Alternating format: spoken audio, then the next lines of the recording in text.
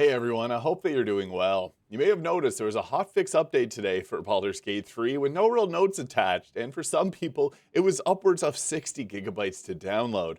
So I'm actually very happy to report that some of my save files that were broken for over a year are now accessible with my Gale Origin here run. I was playing this on stream over a year ago, and unfortunately I got that 75% load issue, which has been affecting a lot of people. I've been talking to so many different people that have been affected by this over the last year, and this has been mostly fixed, but there's some new issues that also did pop up as I've been receiving a lot of comments. I've looked all over the internet today to get some more information, and Larian did give us just this here on the Baldur's Gate 3 Facebook and also in their Discord server. Bet you saw the last of these. As it turns out, there's a few crashes and technical issues that we're still knocking about. So if you're getting stuck while loading saves or trying to progress from Act 2 into Act 3, your corrupted save should now be fixed. I do want to note that there was actually a few different situations that do seem to be fixed actually now. Most recently, there has been an issue with Rivington, and I think there was quite a few mods that may have been interacting when you get to Act 3, but also in Act 2, like this save right here. I made it to this spot in particular right before we get to Moonrise, and unfortunately my game was not able to be saved or loaded, and when you have the single save file, unfortunately that causes some issues.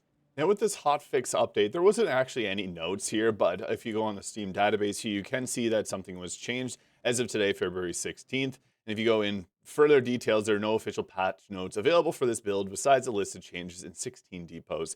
And they're all virtual texture changes, which was one of my theories on what was happening, as there are some people that were downloading different mods, some actually very popular mods would somehow interact with the virtual textures that are available in Act 2 and 3 in particular. So when you load it into those areas, it wouldn't let you actually load up your saves. And this was updated about 9 hours ago, and the total update's only about 131 megabytes here, but again, some people were reporting that they were getting upwards of, I've seen some that had 60 gigabytes to download. If you're using good old games, you may have been affected by that, and even some that are on PlayStation and Xbox. Now, that brings me to the next point. There's some people that are actually experiencing issues now. I've gotten a number of comments on my videos now, and even if you go through Reddit and go in the Baldur's Gate 3 Reddit, you're going to see multiple things. The new patch ruined my save, can't join co-op after the update, new update, 60 gigabytes GOG, and then even the post about Hotfix 7, which people are confused about because, again, no real patch notes on what happened here.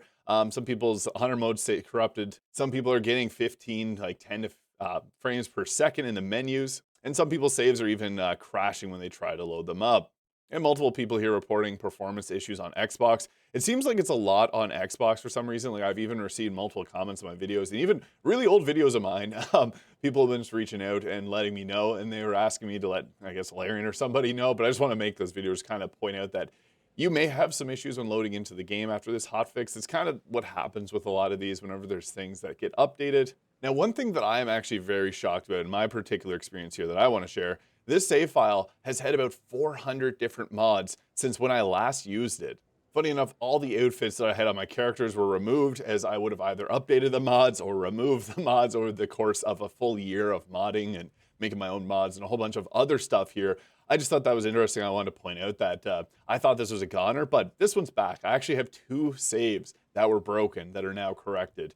My personal theory was the extra encounters mod. I think there was something going on with that because it's something I use in all my playthroughs. I absolutely love that mod, and I've had conversations with a few other people that nothing against that mod. It's just there was issues that were popping up commonly when using that mod, and a few other things when you're in Act 2. So there is a variety of different mods that people are reaching out to me and having issues with, and when disabled, were ended up working. And honestly, it seems like they're all now working, at least for me, knock on wood. Which leads me to believe that perhaps these virtual texture updates may have happened whenever patch 8 happened, and mods that were made prior to patch 8 may have some like conflicting issues that are now seemingly corrected. Another thing I do want to mention is detailed bug reporting, because this is how all video games end up getting better, especially with one like Baldur's Gate 3. Larian has put a lot of time and effort into making sure that they improve the game where it's necessary.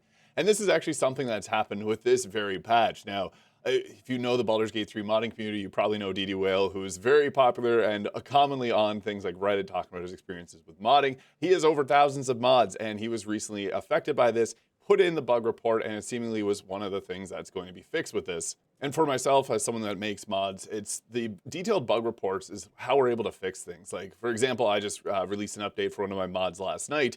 There's a bird in it that didn't have the ability to jump where all my other summons could jump. So the bird was getting stuck on certain areas. I put the fly onto it, and I was also missing controller UI. So there's sometimes little things that get missed by developers, and it's kind of funny. There's a lot of things that you may have noticed over the updates in Baldur's Gate 3, even tooltips that were removed, updated again. The Hunter Ranger had one that was changed and removed and didn't get anything added back till patch 8. And these things don't get fixed unless people notify and put in bug reports, because again, there's just so much that there's a lot of layers to Baldur's Gate 3. So this just goes for everybody. If you're having issues, like you do see a lot of people that like to go on like different forums like Reddit and Facebook and just talk about their experience, to be upset there when you can file a good bug report to Larian, and chances are it's going to get passed on to the person that can make the changes for the future of the game. So I just wanted to talk about that, as good bug reports help everybody. Now, there's another sneaky thing going on behind the scenes with Baldur's Gate 3 modding, and there's actually not much information at all on this. You can look through Reddit and you'll find some conversations talking about the dreaded virtual texture limit.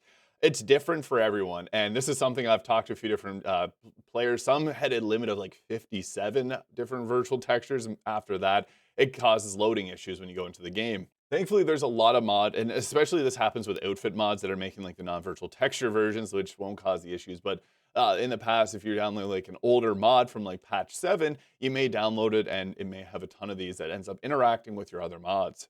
And trust me, if you go on Google and try to find information on virtual textures, it's like pulling teeth. There's like very well hidden information on like mod descriptions about different things here. So I have a few different conversations with people that I've had regarding this, and it's a confusing situation because everybody's PCs work differently, and different graphics cards, available VRAM, and a bunch of other factors that come into this, especially things like crossplay, like you can actually have your game from PlayStation 5. I commonly used to do this until modding made it very complicated. I'd play on my PlayStation and then I'd transport it over and play on my PC when I was at my computer.